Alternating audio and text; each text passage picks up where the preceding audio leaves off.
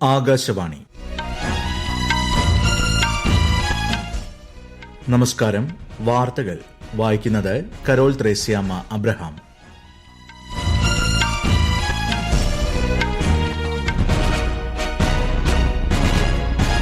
പ്രധാന വാർത്തകൾ.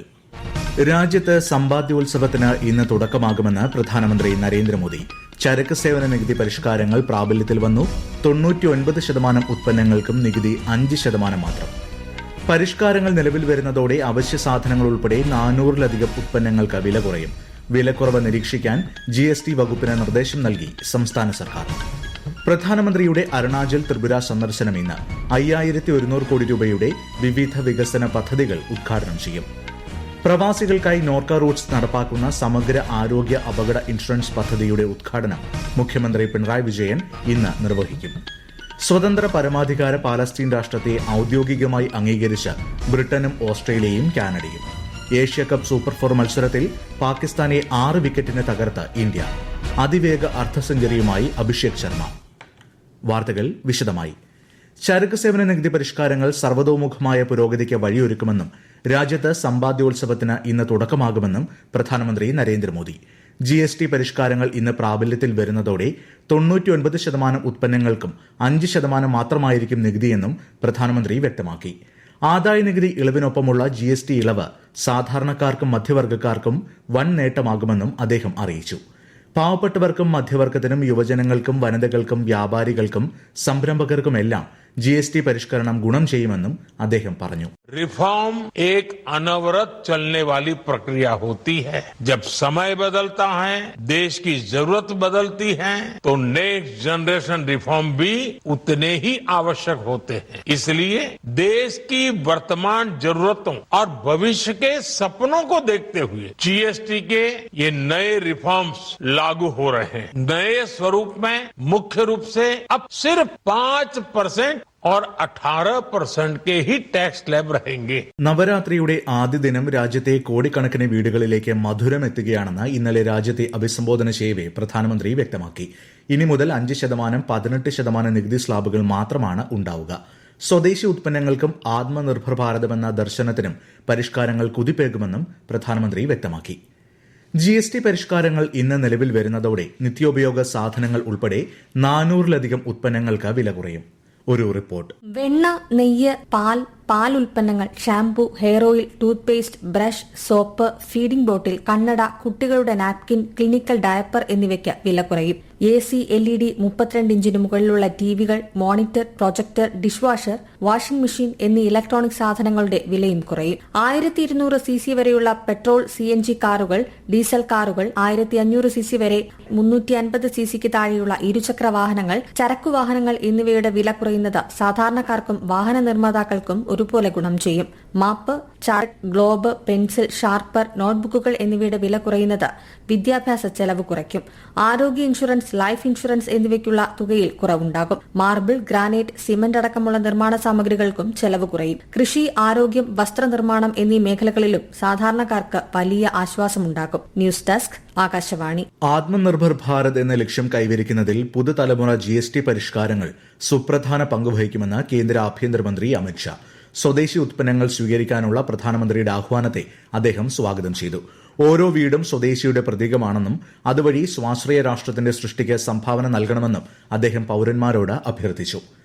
GST പരിഷ്കരണത്തിലൂടെ ചരിത്രപരമായ ഒരു തീരുമാനമാണ് പ്രധാനമന്ത്രി കൈക്കൊണ്ടിരിക്കുന്നതെന്ന് കേന്ദ്രമന്ത്രി അശ്വിനി വൈഷ്ണവ്. രാജ്യത്തെ മധ്യവർഗ കുടുംബങ്ങളടക്കം 140 കോടി ജനങ്ങളുടെ ജീവിതത്തിൽ വലിയ ആശ്വാസം കൊണ്ടുവരാൻ തീരുമാനം വഴി തുറക്കുമെന്നും അദ്ദേഹം ഇന്നലെ മാധ്യമങ്ങളോട് പറഞ്ഞു. GST നിരക്കുകളിൽ മാറ്റം വരുത്തിക്കൊണ്ട് കേരള സർക്കാർ വിജ്ഞാപനം പുറപ്പെടുവിച്ചു. വില കുറയുന്നോ എന്ന് നിരീക്ഷിക്കാൻ സംസ്ഥാന GST വകുപ്പിന് സർക്കാർ നിർദ്ദേശം നൽകി.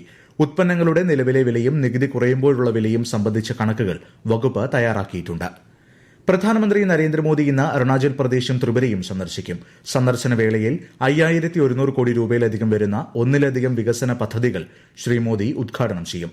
അരുണാചൽ പ്രദേശിൽ 3700 കോടി രൂപയിലധികം വിലമതിക്കുന്ന 2 പ്രധാന ജലവൈദ്യുത പദ്ധതികൾക്ക് അദ്ദേഹം തറക്കല്ലിടും. തവാങ്ങിൽ ഒരു അത്യാധുനിക കൺവെൻഷൻ സെന്ററിന്റെ ശിലാസ്ഥാപനവും ശ്രീ മോദി നിർവഹിക്കും. ഇറ്റാനഗറിൽ പൊതുസമ്മേളനത്തെയും പ്രധാനമന്ത്രി അഭിസംബോധന ചെയ്യും. രാജ്യരക്ഷാമന്ത്രി രാജ്നാഥ് സിംഗിന്റെ മൊറോക്കൻ സന്ദർശനത്തിന് തുടക്കം. മൊറോക്കൻ പ്രതിരോധ മന്ത്രിയുടെ പ്രത്യേക ക്ഷണപ്രകാരം കസബ്ലാങ്കയിലെത്തിയ അദ്ദേഹത്തെ മുതിർന്ന ഉദ്യോഗസ്ഥർ, സൈനിക നേതൃത്വം, മൊറോക്കോയിലെ ഇന്ത്യൻ സ്ഥാനപതി സഞ്ജയ് റാണ എന്നിവർ ചേർന്ന് സ്വീകരിച്ചു. ആഫ്രിക്കൻ ഭൂഖണ്ഡത്തിലെ ആദ്യ ഇന്ത്യൻ പ്രതിരോധ നിർമ്മാണ പ്ലാന്റ് ഉദ്ഘാടനം ചെയ്യുന്ന രാജ്യരക്ഷാമന്ത്രി റബാത്തിൽ ഇന്ത്യൻ സമൂഹവുമായി ആശയവിനിമയം നടത്തും. സ്വതന്ത്ര പരമാധികാര പാലസ്തീൻ രാഷ്ട്രത്തെ ഔദ്യോഗികമായി അംഗീകരിച്ച് ബ്രിട്ടനും ഓസ്ട്രേലിയയും കാനഡയും.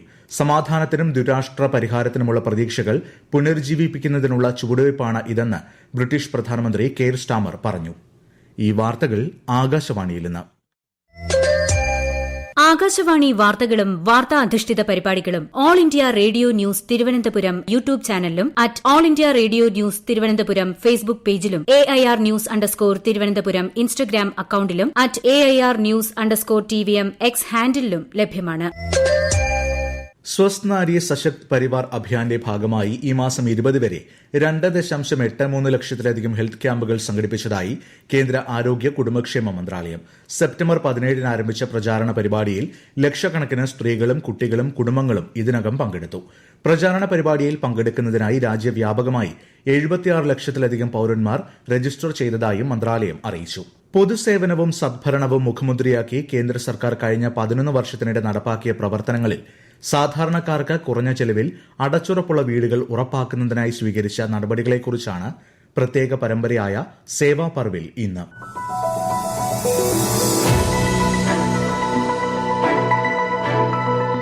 സാധാരണക്കാർക്ക് താങ്ങാനാകുന്നതും അടച്ചുറപ്പുള്ളതുമായ ഭവനങ്ങൾ ഉറപ്പാക്കുന്ന പദ്ധതികളാണ് പ്രധാൻമന്ത്രി ആവാസ് യോജന അർബൻ, PM ആവാസ് യോജന ഗ്രാമീൺ എന്നിവ. 1.5 ലക്ഷം കോടിയിലധികം രൂപ ചെലവിൽ 7500-ലധികം പദ്ധതികളാണ് ഇതിനോടകം പൂർത്തീകരിച്ചത്. അമൃത് 2.0 പദ്ധതികളിലൂടെ ശുദ്ധജല വിതരണം, മലിനജല സംസ്കരണം, ഹരിത ഇടങ്ങളുടെയും ജലാശയങ്ങളുടെയും പുനരുജ്ജീവനം എന്നിവയും സാധ്യമാക്കിയിട്ടുണ്ട്. Our cities cannot prosper without availability of affordable housing. Realizing this, we launched the Housing for All program in 2015. I am happy to note that we are well on our way. Ujala പദ്ധതി പ്രകാരം രാജ്യമെമ്പാടുമുള്ള വീടുകളിൽ LED ലൈറ്റുകൾ എത്തി. പ്രധാൻമന്ത്രി ഉജ്ജ്വല യോജന പ്രകാരം സാധാരണ വീട്ടമ്മമാർക്കായി പാചകവാതക കണക്ഷനുകളും യാഥാർത്ഥ്യമായി. ജൽജീവൻ മിഷൻ വഴി ഗ്രാമങ്ങളിൽ ശുദ്ധജലം എത്തിയതിനു പുറമെ നഗര ഗ്രാമീണ പ്രദേശങ്ങളിൽ സ്വച്ഛ് ഭാരത് മിഷന്റെ നേതൃത്വത്തിലുള്ള ശുചിത്വ പരിപാടികളും നടപ്പാക്കി. ജനജീവിതം സുഗമമാക്കുന്ന ഇത്തരം പദ്ധതികളിലൂടെ പരിവർത്തനാത്മക വികസിത ഇന്ത്യയാണ് കേന്ദ്ര സർക്കാർ ലക്ഷ്യം വെക്കുന്നത്. പ്രവാസികളായ കേരളീയർക്കും കുടുംബാംഗങ്ങൾക്കുമായി നോർക്ക റൂട്ട്സ് നടപ്പാക്കുന്ന സമഗ്ര ആരോഗ്യ അപകട ഇൻഷുറൻസ് പദ്ധതി നോർക്ക കെയർ ഇന്ന് നിലവിൽ വരും. പദ്ധതിയുടെ ഉദ്ഘാടനം വൈകുന്നേരം മുഖ്യമന്ത്രി പിണറായി വിജയൻ തിരുവനന്തപുരത്ത് നിർവഹിക്കും. വിദേശ രാജ്യങ്ങളിലും ഇന്ത്യയിലെ മറ്റ് സംസ്ഥാനങ്ങളിലുമുള്ള പ്രവാസി മലയാളികൾക്കും കുടുംബാംഗങ്ങൾക്കും പദ്ധതിയിൽ അംഗങ്ങളാകാൻ കഴിയും. സംസ്ഥാന സർക്കാർ സംഘടിപ്പിക്കുന്ന വികസന സദസ്സിന്റെ ഉദ്ഘാടനം മുഖ്യമന്ത്രി പിണറായി വിജയൻ ഇന്ന് നിർവഹിക്കും. തിരുവനന്തപുരത്ത് നിശാഗന്ധിയിലാണ് ഉദ്ഘാടന ചടങ്ങ്. മന്ത്രി MB രാജേഷ് അധ്യക്ഷത വഹിക്കും. ഏഷ്യാകപ്പ് ക്രിക്കറ്റിൽ പാകിസ്ഥാനെതിരെ ആധിപത്യം തുടർന്ന ഇന്ത്യ. ഇന്നലെ നടന്ന സൂപ്പർ 4 മത്സരത്തിൽ 6 വിക്കറ്റിനാണ് ടീം ഇന്ത്യയുടെ വിജയം. ആകാശവാണിക്ക് വേണ്ടി സുരേഷ് എടപ്പാൾ തയ്യാറാക്കിയ റിപ്പോർട്ട്. ടോസ് നഷ്ടപ്പെട്ട് ബാറ്റിംഗ് ഇറങ്ങിയ പാകിസ്ഥാൻ ഉയർത്തിയ മികച്ച സ്കോറിനെ തീർത്തും മറികടന്നായിരുന്നു ഇന്ത്യ സൂപ്പർ 4-ലെ തകർപ്പൻ വിജയം സ്വന്തമാക്കിയത്. 45 പന്തിൽ നിന്ന് 58 റൺസ് എടുത്ത സഹീബ് സദാഫ് ഫർദാന്റെ ബാറ്റിംഗ് മികവിൽ പാകിസ്ഥാൻ മുന്നോട്ട് വെച്ച 172 റൺസിന്റെ വിജയ ലക്ഷ്യമാണ് ഇന്ത്യ പിന്തള്ളിയത്. ഓപ്പണർമാരായ അഭിഷേക് ശർമ്മയും ശുഭ്മാൻ ഗില്ലും നൽകിയ 105 റൺസിന്റെ ഒന്നാം വിക്കറ്റ് കൂട്ടുകെട്ടാണ് വാശിയേറിയ പോരാട്ടത്തിൽ ഇന്ത്യയെ വിജയത്തിലെത്തിച്ചത്. അഭിഷേക് 74-ഉം ഗിൽ 47 റൺസ് എടുത്തു. ആദ്യഘട്ടത്തിലെ കുതിപ്പിന് ശേഷം ഇടയ്ക്കൊന്ന് പതറിയെങ്കിലും ഹാർദിക് പാണ്ഡ്യയും തിലക് വർമ്മയും ചേർന്ന് വിജയലക്ഷ്യം സഫലമാക്കി. ഇന്ത്യൻ ക്രിക്കറ്റ് കൺട്രോൾ ബോർഡിന്റെ പുതിയ പ്രസിഡന്റായി മിഥുൻ മൻഹാസ് തെരഞ്ഞെടുക്കപ്പെട്ടു. മുൻ ക്രിക്കറ്റ് താരമാണ് മൻഹാസ്. പ്രധാന വാർത്തകൾ വീണ്ടും. രാജ്യത്ത് സമ്പാദ്യോത്സവത്തിന് ഇന്ന് തുടക്കമാകുമെന്ന് പ്രധാനമന്ത്രി നരേന്ദ്രമോദി. ചരക്ക് സേവന നികുതി പരിഷ്കാരങ്ങൾ പ്രാബല്യത്തിൽ വന്നു. 99% ഉത്പന്നങ്ങൾക്കും നികുതി 5% മാത്രം. പരിഷ്കാരങ്ങൾ നിലവിൽ വരുന്നതോടെ അവശ്യ സാധനങ്ങൾ ഉൾപ്പെടെ 400-ലധികം ഉത്പന്നങ്ങൾക്ക് വില കുറയും. വിലക്കുറവ് നിരീക്ഷിക്കാൻ GST വകുപ്പിന് നിർദ്ദേശം നൽകി സംസ്ഥാന സർക്കാർ. പ്രധാനമന്ത്രിയുടെ അരുണാചൽ ത്രിപുര സന്ദർശനം ഇന്ന്. 5100 കോടി രൂപയുടെ വിവിധ വികസന പദ്ധതികൾ ഉദ്ഘാടനം ചെയ്യും. പ്രവാസികൾക്കായി നോർക്ക റൂട്ട്സ് നടപ്പാക്കുന്ന സമഗ്ര ആരോഗ്യ അപകട ഇൻഷുറൻസ് പദ്ധതിയുടെ ഉദ്ഘാടനം മുഖ്യമന്ത്രി പിണറായി വിജയൻ ഇന്ന് നിർവഹിക്കും. സ്വതന്ത്ര പരമാധികാര പാലസ്തീൻ രാഷ്ട്രത്തെ ഔദ്യോഗികമായി അംഗീകരിച്ച് ബ്രിട്ടനും ഓസ്ട്രേലിയയും കാനഡയും. ഏഷ്യാകപ്പ് സൂപ്പർ 4 മത്സരത്തിൽ പാകിസ്ഥാനെ 6 വിക്കറ്റിന് തകർത്ത് ഇന്ത്യ. അതിവേഗ അർദ്ധ സെഞ്ചുറിയുമായി അഭിഷേക് ശർമ്മ. വാർത്തകൾ കഴിഞ്ഞു. അടുത്ത വാർത്ത പ്രക്ഷേപണം ഉച്ചയ്ക്ക് 12:30.